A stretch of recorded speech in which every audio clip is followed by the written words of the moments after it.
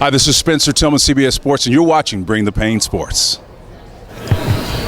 Hey folks, Mitchell Brock, Bring the Pain Sports, and we're still coming to you live from Super Bowl 56 Radio Row here at the LA Convention Center, back with the Great Sports Morpheus and the crew. Listen, let me tell y'all something. Everybody knows who my team is. I ain't got to say it. But for you who don't know, y'all know I'm a diehard Lions fan. But one of my all-time favorite players that did not wear Honolulu blue and silver is sitting right next to me right here. The one and only Mr. Eric Metcalf. What's up, man? Not a thing, bro. Thanks for having me. Absolutely, absolutely. When you talk about versatility, when you talk about running back, receiver, slot, punt return, kick return. Everything. Did everything except drive the bus. Everything but drive the bus. And they didn't give me the keys. I would have drove it. I would have drove it fast. Everybody knows that we're based out of Houston, Texas, and yes, he was a Longhorn. Yes, sir. Longhorn. Welcome Horns. Yes, sir. So talk to me a little bit about your journey to the league. Well, it started back in 1968. No, yeah, for real. No, when my journey really started when I was 7 years old, when I started to play football. I mean, because my mother and father, they had me when they were in high school. So my dad was playing when he was young and playing in the league. So I'm 7 years old. My dad's 24 years old. He's in the NFL. So I get to see that. And so I'll never forget my mom. She woke me up one day and said, "We're gonna take you signing for football and lie about your age because you're supposed to be 8." So I'm 8 years old, and so I got out there and started playing, having a lot of success. And so that's really how my journey started, because I really wanted to be like my dad. I mean, because I got to see him live and up close, right? And so I wanted to be like him, and I kept getting faster, and I wasn't getting much bigger, but I kept getting faster as I was growing, getting older, just kept getting faster and shifter, and just went in. I went to Texas, like you said. I went to Texas, and everybody talks about Texas high school football, and so I'm getting there. I get to Texas, and I get to the University of Texas. And we go to practice, and I go to my college roommate. And I was like, "Hey, man, either Texas football ain't as good as people say it is, or I'm real good." And he looked at me and said, "Why can't it be both?" And I said, "Okay." And so I played at Texas, and we played Oklahoma, never beat them. Played A&M, never beat them. I'm one of the four. I'm one of the, Barry came out after 3 my senior year, and so I'm one of the only people never to beat either one of those teams. And so I realized when I was at Texas that even though we weren't winning many games, which I only won 24 at Texas, that I was pretty good and that I was going to go into the NFL. And so that's where it started, and Cleveland drafted me, and the rest is history. I'll never forget that. Was it a Monday night game when you took those 2 punts to the house and you ran up the hill? Oh, that was Sunday night. That was Sunday night. That was Sunday. That was prime time. Yeah, that was prime time. It was a cool game. I mean, to most Cleveland Browns, that's at least 1 million of them were there when they see me, because everybody was there at that game.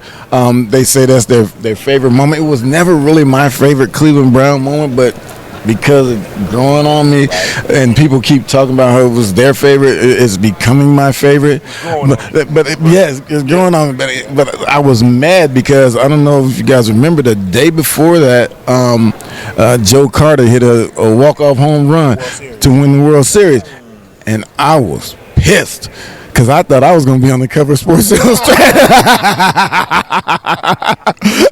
I was like, I could have been on the cover of Sports Illustrated, man. Right. He beat me by 1 day. So, of course, everybody, obviously, your best years, and you're known for your time with the Cleveland Browns, but you also played at Atlanta. Yeah. You did some big things in Atlanta, too, that often gets overlooked. The original 21. Well, Prime was there first one. Prime, you got to. Prime was 20, yeah, because we got drafted same class, 89. They drafted him on 5th page. Aikman. Yeah, Okay. the same as Barry, same as Troy Aikman, same as yeah. Atwater was in that class. So I think we had what? Derek Thomas. We have like 4 or 5 Hall of Famers already in our class. Yeah, I mean, should be 6. Should be 6, but yes, you were an offensive player, but you made your mark also on special teams. Right. People talk about the Devin Hesters, the Desmond Howards, the Brian Mitchell, Dante Hall. You can't tell me that there's not a special teams or return man. I'm gonna say special teams. I'll say a return man that does belong in the Hall. So, MC, my honest opinion, I mean, Devin should have got in this year. 100%. He should. I mean, yeah, he did. They didn't put him in. He was a finalist, but he didn't get in. But I think he should have got in based on his numbers. I'm not saying he's the best by just straight returning, but based on numbers, and he's done something that no one has ever done. He should have got in. And that's what people don't understand. That's what people don't understand is that there are 3 phases of football, right? That's what we say. Right. That's what we say. We say there are 3 phases of football: offense, defense, special teams. But when we're talking about Hall of Fame, we only talk about defense and offense, right? And we they got Morton Anderson a couple years ago and Ray Guy, so 1 kicker and 1 punter. But what about these guys who are returning these kicks and punts, who are changing the momentum of the game, who are actually winning games, and things like that? Make big plays. If you don't run those 2 punts back, y'all probably lose that game. Right. We do lose that game. We were trailing. We were trailing. Yes. When this games like that. It's games my rookie year. I sealed a playoff game with a 9-yard kickoff return. Devin Hester, Super Bowl opening kickoff. He gives them a chance. He gives them a chance, right? But people take it for granted. They're pretty much taking it out of the game now and treating special teams like they don't matter. Like football, like special teams guys aren't football players, but. When I was in Cleveland, I was there. I played, like you said, all these positions. They kept trying to replace me every year, but I still managed to be there because I'm one of their best football players. So, me, Devin, Brian Mitchell, we're a certain team's best player, one of their best players, and then they're treating us like we're not. Right. So let me ask you this. You said that you're not saying that Hester is the best. Yeah, you got that, huh? You got that. You got that. You got that, huh? You got that. So who is? Oh, me. Okay. All right. I want to make sure. That's what I thought. If you ask anybody else, I'd have a problem. Me. Hey, that's what you're supposed to say. Right. And who's second? Me hurt.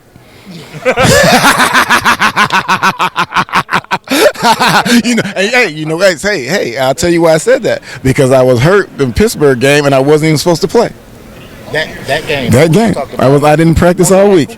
It was me. I didn't practice all week, so me hurt. So you was fresh. I was hurt. Band is up. And while you bull jiving, I'm looking at you.